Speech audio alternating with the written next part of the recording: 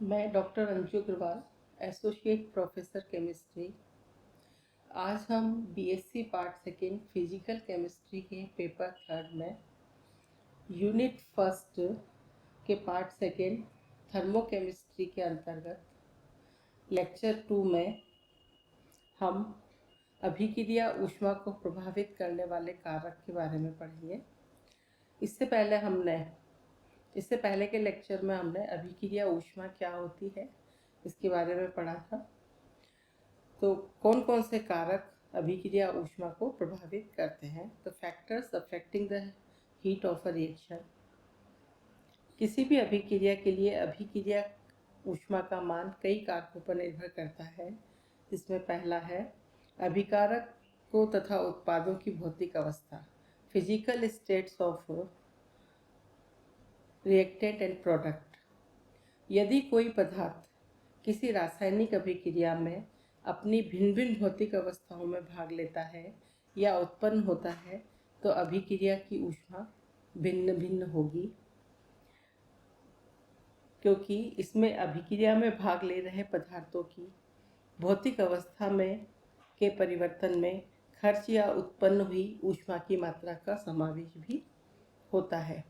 जैसे हाइड्रोजन और ऑक्सीजन अपनी गैसीय अवस्था में पानी बनाती है,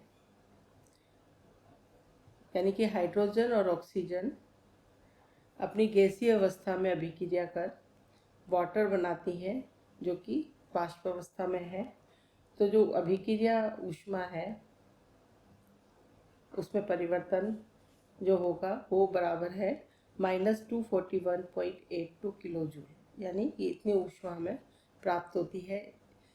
इसी प्रकार से जब हाइड्रोजन और ऑक्सीजन गैसीय अवस्था में अभिक्रिया करके जब द्रव पानी बनाते हैं तो उसमें ऊष्मा परिवर्तन जो है वो है -285.83 किलो जूल, यानी कि इन दोनों अभिक्रियाओं में रिएक्टेंट वही गैसीय अवस्था में है, लेकिन जो बनने वाला प्रोडक्ट है, एक पहली अभिक्रिया में पानी वाष्प के रूप में और दूसरी में पानी द्रव के रूप में हमें प्राप्त हो रहा है। तो गैस से द्रव में परिवर्तन जब हो रहा है तो इस स्थिति में जो जो ऊष्मा में परिवर्तन है वो -44.01 किलो जूल है, यानी कि हम कह सकते हैं कि अवस्था परिवर्तन में जो ऊष्मा की का जो अंतर है ये जो है अवस्था परिवर्तन की वजह से है। इसी प्रकार से यदि एक नताक्ष सल्फर दो अपर रूप में मिलती है प्रकृति में, तो सल्फर का एक नताक्ष अपर रूप गैसीय ऑक्सीजन के साथ अभिक्रिया करके गैस सल्फर डाइऑक्साइड गैस बनाता है। तो इस अभिक्रिया में ऊष्मा परिवर्तन 300 किलो जूल है। इसी तरीके से विषम लंबाक्ष गंधक गैसीय ऑक्सीजन के साथ अभिक्रिया करके सल्फर डाइऑक्साइड गैस बनाता है। तो यहाँ पर ऊष्मा परिवर्तन जो है -297.5 किलो जूल है। तो जो अभिक्रिया ऊष्मा में दोनों में तो सारी कंडीशन सेम है, प्रोडक्ट सेम बन रहे हैं, ऑक्सीजन दोनों में ही गैसीय अवस्था में है, लेकिन सल्फर जो है इस दो अलग अलग अपर रूपों में है। तो यहाँ पर जो एक अपर रूप से दूसरे अपर रूप में परिवर्तन में जो ऊष्मा में परिवर्तन हो रहा है, तो उसके अनुसार सल्फर एक नताक्ष से विषम लंबाक्ष में परिवर्तन के लिए 2.5 किलो जूल ऊष्मा की आवश्यकता होगी, या मतलब इतनी ऊष्मा बाहर निकलेगी।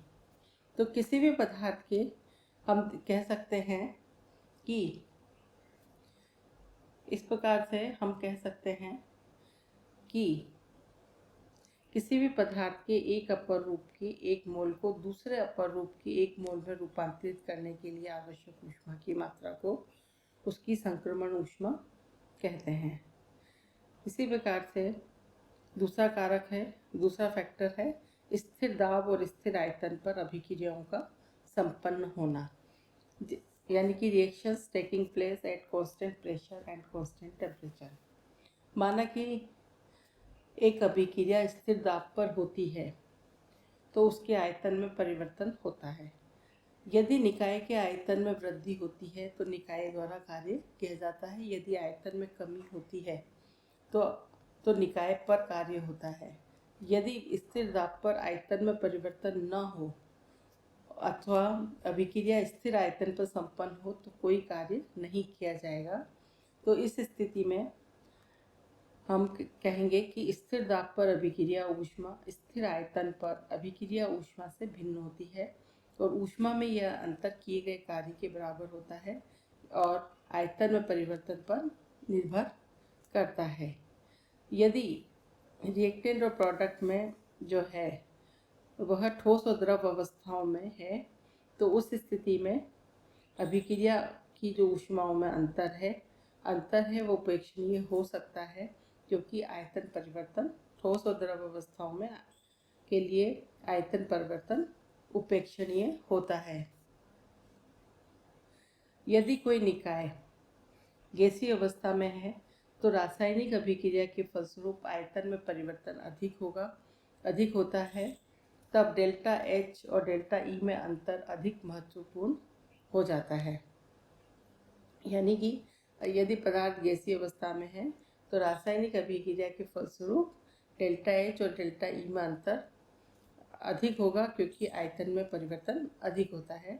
तो delta H equal to delta E plus P delta V, ये इक्वेशन फर्स्ट है। और ऊष्मा गतिकी के अनुसार delta H equal to Q P होता है और delta E equal to Q V, यानी कि अतः Q P equal to Q V plus P delta V, जहाँ स्थिर दाब पर आयतन में परिवर्तन डेल्टा वी है। किसी गैसीय अभिक्रिया के लिए यदि अभिक्रिया स्थिर ताप और स्थिर दाब पर हो तो P delta V equal to P V P minus V R equal to P V P minus P V R. यहाँ पर वी पी जो है प्रोडक्ट का आयतन है और वी आर जो है वो रिएक्टेंट का आयतन है। यदि रिएक्टेंट के मोलों की संख्या एन आर है और प्रोडक्ट के मोलों की संख्या एन पी है और यदि गैस आदर्श व्यवहार दर्शाती है तो तो आदर्श गैस समीकरण है PV इक्वल टू RT और PV इक्वल टू NRT। अतः PVR इक्वल टू NRRT और PVP इक्वल टू NPRT। अतः समीकरण फर्स्ट से के अनुसार हम PVR और फर्स्ट के अनुसार हम PVR और PVP का मान जब हम समीकरण में रखेंगे तो delta H equal to delta E plus NPRT minus NRRT, या डेल्टा H बराबर delta E plus delta NRT या QP equal to QV plus delta NRT, जहाँ पर डेल्टा N गैसीय उत्पादों की कुल मोलों की संख्या माइनस गैसीय अभिकारकों के कुल मोलों की संख्या NR है। यानी गैसीय उत्पाद के कुल मोलों की संख्या NP जैसा हमने पहले बताया, और उसी तरीके से गैसीय माइनस अभिकारकों के कुल मोलों की संख्या NR है। तो समीकरण 2 और 3 से 3 स्थितियाँ प्राप्त होती हैं। जब NP is greater than NR अर्थात डेल्टा N धनात्मक हो तो delta H is greater than delta E या QP is greater than QV। जब NP is less than NR अर्थात डेल्टा N ऋणात्मक हो तब delta H is less than delta E या QP is less than QV के बराबर होगा। यानी कि स्थिर आयतन पर अभिक्रिया ऊष्मा अधिक होगी। जब NP इक्वल टू NR अर्थात डेल्टा N इक्वल टू 0 है तब delta H equal to delta E या QP इक्वल टू QV अर्थात जिस अभिक्रिया में आयतन में परिवर्तन नहीं होता है उसके लिए स्थिर दाब व स्थिर आयतन पर अभिक्रिया ऊष्मा समान होती है।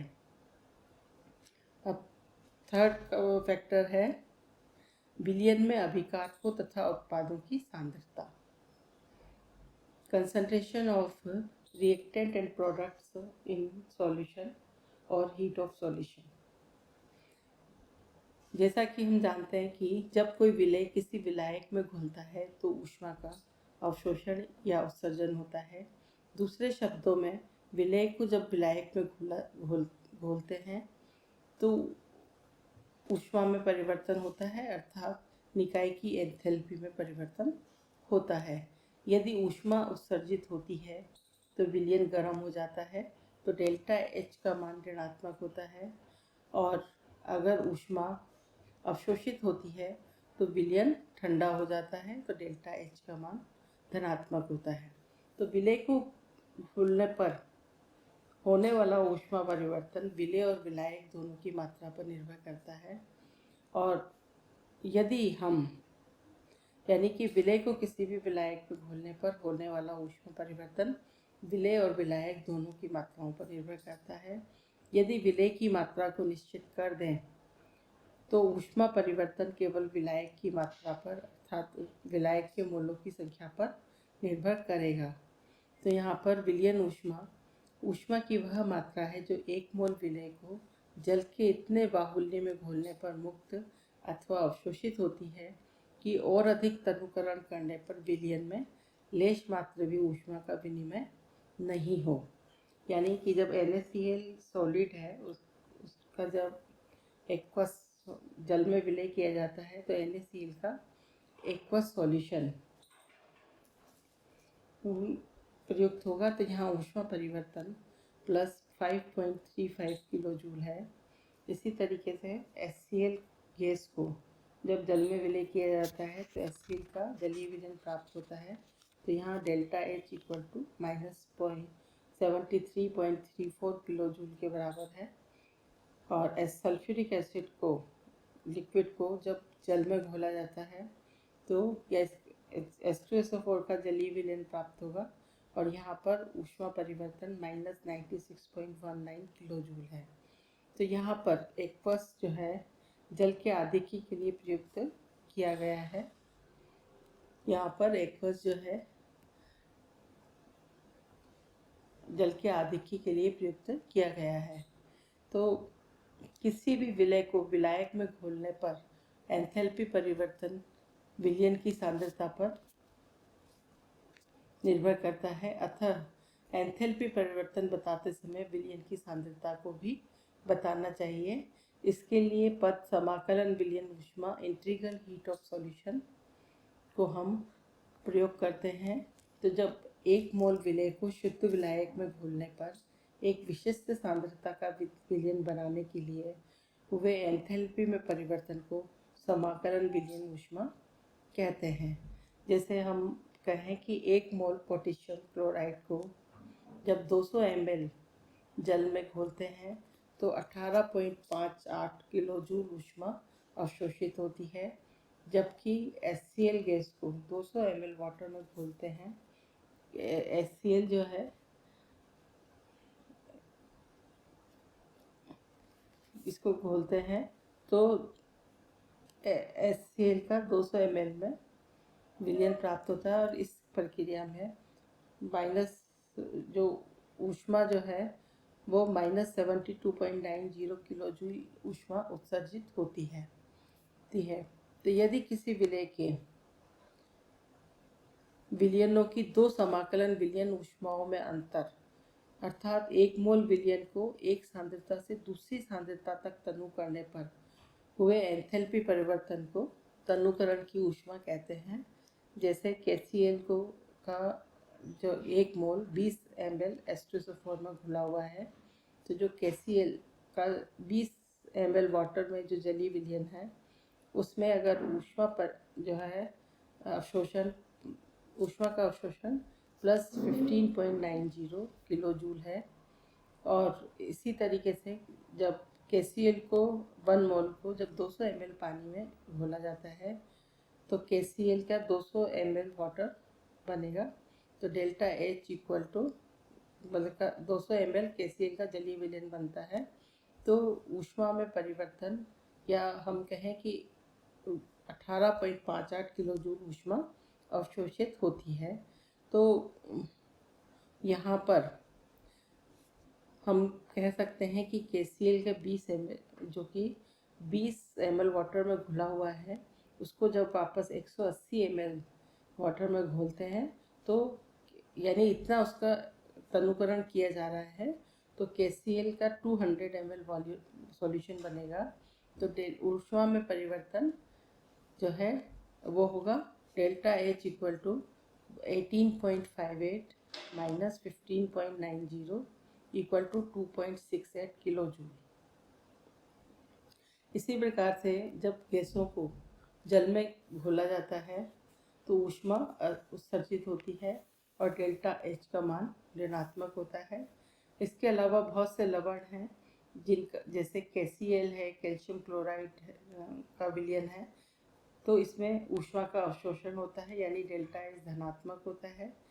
तो स्पष्ट इससे कि उपरोक्त ऊष्मा का अवशोषण विलयनों में से ही होता है, जिसके फलस्वरूप विलयन ठंडे हो जाते हैं।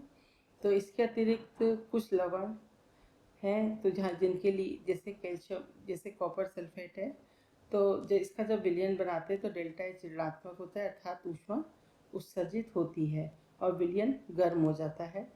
तो इस प्रकार से ऊष्मा का उत्सर्जन इन लवणों के हाइड्रेट बनने के कारण होता है और इस प्रक्रम में उत्सर्जित ऊर्जा को लवण की जल योजन ऊष्मा कहते हैं। इसकी गणना हम जलयोजित और निर्जल अवस्था में लवण की समाकलन विलयन ऊष्मा से भी कर सकते हैं। तो हमने इसमें इसके आधार पर ताप का प्रभाव, अभिक्रिया ऊष्मा पर ताप का प्रभाव, तो यहाँ पर मान लीजिए कोई प्रक्रम है A से B स्थिर दाब पर हो रहा है। यदि रिएक्टेंट की एंथैल्पी HA और प्रोडक्ट की एंथैल्पी HB है तो एंथैल्पी में परिवर्तन delta H equal to HB minus HA, इसको ताप के सापेक्ष अवकलन करने पर delta H equal to HB minus HA, ये इक्वेशन फर्स्ट है।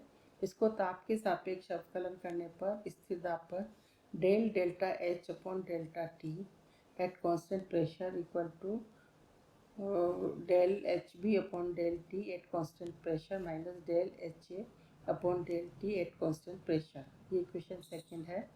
क्योंकि del H upon del T at constant pressure P equal to CP होता है, तो del HB upon del T at constant pressure equal to CPB तथा del HA upon del T at constant pressure equal to CPA। तो delta H upon delta T at constant pressure equal to CPB minus CPA। तो delta H upon delta T at constant pressure equal to delta CP, equation third है यह। तो यहाँ पर del upon delta E, ये समीकरण Kirchhoff's equation कहलाती है। अगर अभिक्रिया स्थिर आयतन पर होती है तो delta E upon delta T at constant V equal to delta CV, ये किरचॉफ समीकरण का दूसरा रूप है।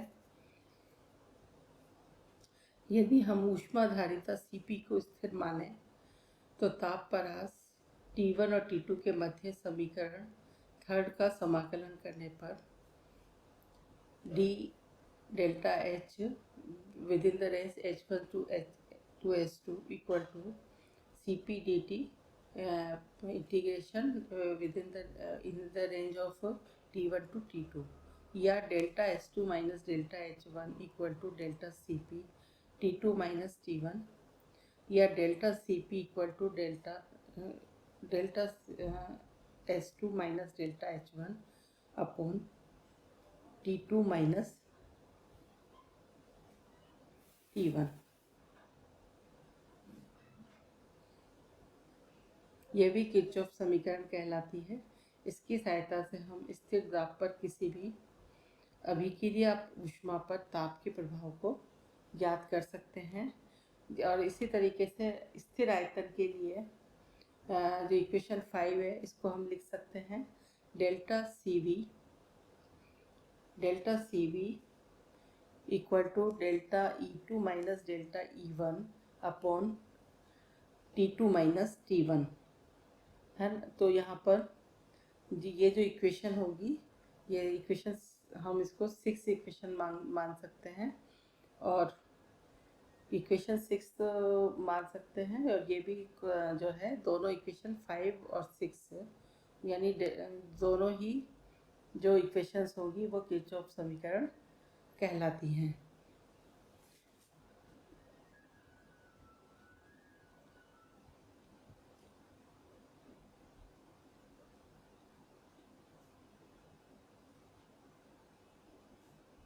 Delta C V equal to delta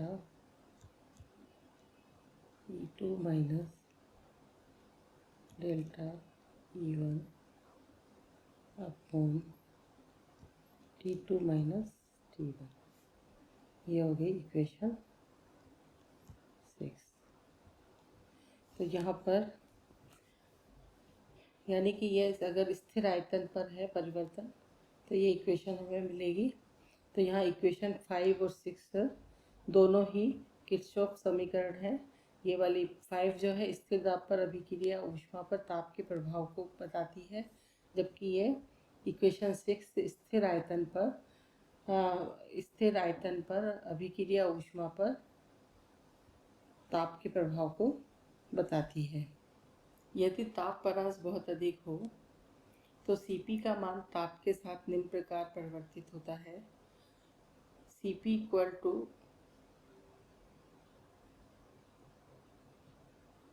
alpha plus beta T plus gamma T square plus equation 7 and so on. Equation 7 है, यहाँ alpha beta और gamma स्थिरांक हैं जो पदार्थ की प्रकृति पर निर्भर करता है। अतः delta Cp equal to delta alpha plus delta beta T plus delta gamma T square plus 8th equation है, डेल्टा Cp का मान समीकरण 8 से समीकरण 3 में रखने पर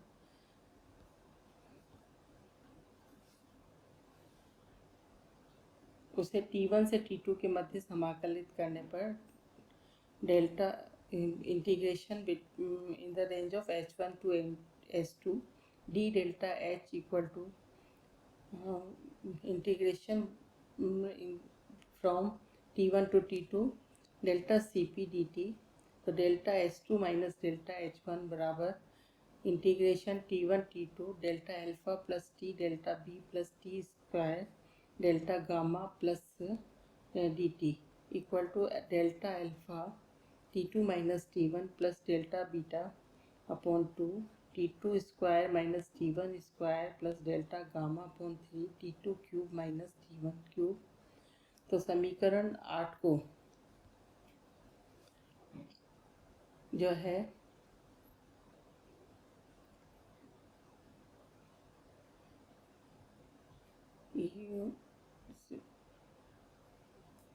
जो है समाकलित किरचॉफ समीकरण कहलाती है।